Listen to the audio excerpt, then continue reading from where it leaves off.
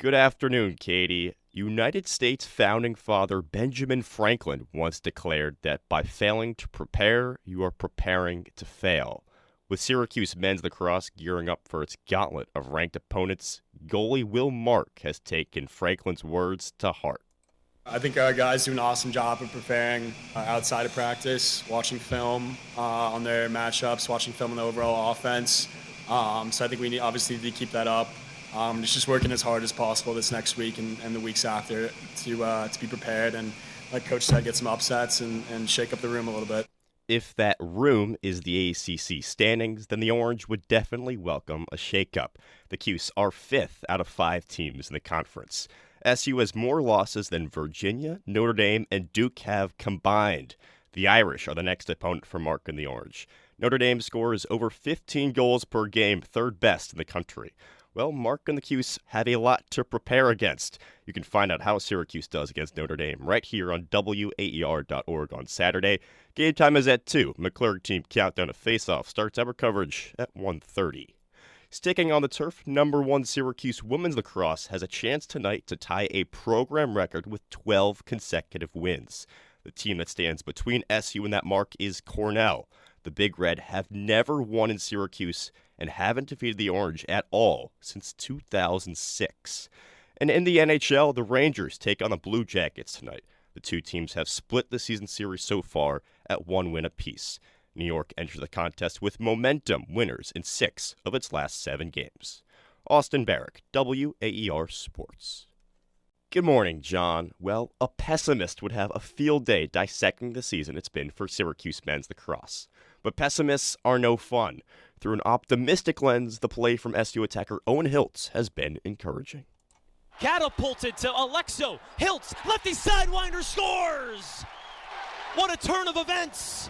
The momentum shifts to SU's side. The Orange still trail 5-2 with under 30 seconds left, but quite easily, the best sequence for SU this season. Wow. WAR's Joe Puccio delivered that inspiring call at the end of the first quarter against Notre Dame on Saturday. Hiltz's heroics on that sequence were not enough to grab a win, but the lefty finished the contest with 2 scores and 1 assist. And that's been the story with him. Consistency. Hiltz has notched at least 3 points in 9 straight outings. Not once across that stretch has the Ontario native not scored and assisted. Any Syracuse optimist will root for Hiltz to extend his streak to 10 games on Saturday. SU number 15 Princeton Tango at noon. Our coverage starts with McClurg team countdown to face-off at 11:30 a.m. Sticking on the turf, top-ranked Syracuse women's lacrosse has its eye set on a 14-0 record. In its way stands 19th-ranked Clemson. The Tigers have forced nearly 135 turnovers this season, top 10 in the nation. On the hard court, the Nets breezed past the Pistons last night, 123-108. Brooklyn leads Miami by 2 in the win column in the race for the 6th seed. And down in Augusta, Georgia, the first tee time for the Masters is at the top of the hour. Austin Barach, WAER Sports. Well, John, center Jesse Edwards has played his last game for SU. Late last night, Syracuse.com's Donna DeToda reported that Edwards is entering the transfer portal. The big man had expressed a desire to return to the Orange, but the Cuse couldn't set up an NIL package for him. Edwards is not allowed to make money through NIL because he's in the U.S. on an F1 student visa. The Netherlands native averaged over 14 points and 10 rebounds per game last season on nearly 60% shooting. If you've ever played youth sports, then you've probably heard the coaching cliche, who wants it more? Well, in Syracuse men's lacrosse's 16-13 victory over Princeton on Saturday, head coach Gary Gate thought that his team wanted to win. When the ball was loose, we outdueled them for those loose balls. So just a good team effort, hustle, focus. It was fun to watch. The Orange certainly got to those loose balls in the fourth quarter. The Cuse tallied 10 ground balls in the final frame. Princeton, meanwhile, scooped up just 3. Syracuse turns the page this week to North Carolina. In the previous matchup this season, the Tar Heels won the ground ball battle by 14 against the Orange. The rematch is on Saturday at 4. Our coverage begins with McClurg team countdown to face-off at 3:30. On the women's side, top-ranked Syracuse received stellar play from attacker-turned-draw specialist Olivia Adamson over the weekend. The Florida native notched a career-high 14 wins in the circle in Saturday's win against 19th-ranked Clemson. Over to the ice, the Sabres took down the Rangers 3-2 in shootout last night to keep its postseason hopes alive. Austin Barach, WAER Sports. Good morning, John. The camaraderie of a winning sports team is a special thing. And don't look now, but Syracuse men's lacrosse rides a 2-game winning streak into Virginia this weekend. For SU star freshman Joey Spolina, the Cuse's chemistry has taken off. We've become best friends since that game, and I think it's just amazing.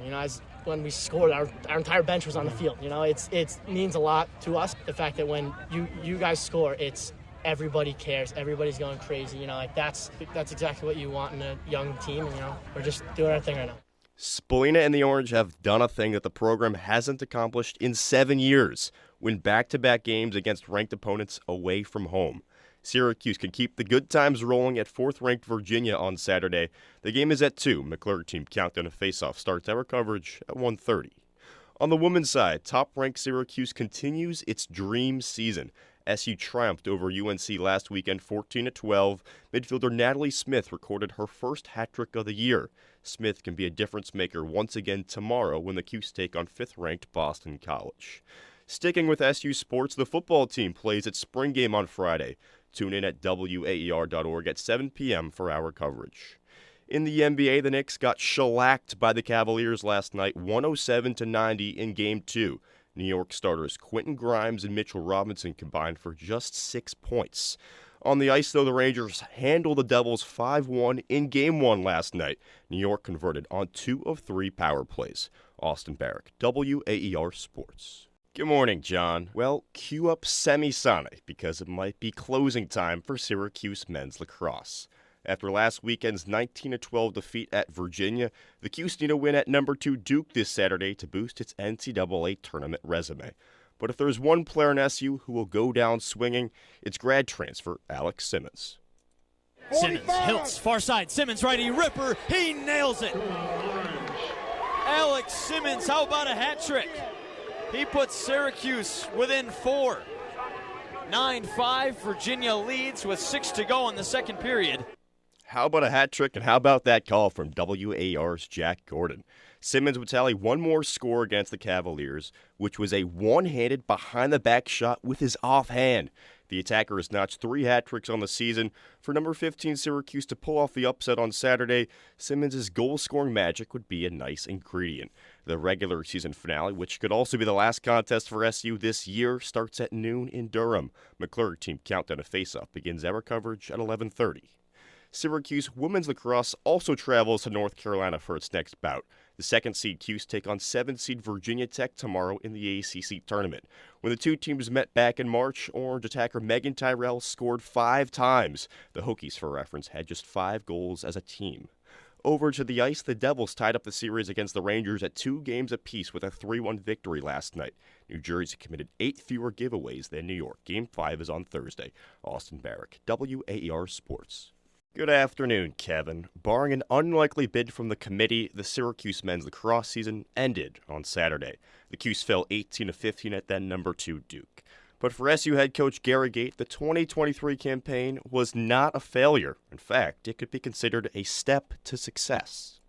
You know what? It was at least awesome. We played our last game with the hope. That means, that shows definite improvement that we gave ourselves a chance. Came down to the last game. A lot of people said if you win this one, you got a shot at being in the tournament, probably be in it. But we didn't come through. But we battled for, the full 60 minutes. If Saturday's result was truly the end of the road for the Syracuse team, the next time Gate Squad hits our airwaves will be next February. On the women's side, the 4th-ranked Orange entered the NCAA tournament with little to no momentum. SU has dropped 2 of its last 3 contests after a 15-9 defeat against UNC on Friday. The Cuse are in jeopardy of losing out on a first-round bye. Only the top 3 ranked teams earn a bye. The 2 best words in sports occurred tonight in the NHL. Game 7. The Rangers and Devils tango in New Jersey for the right to advance to round 2.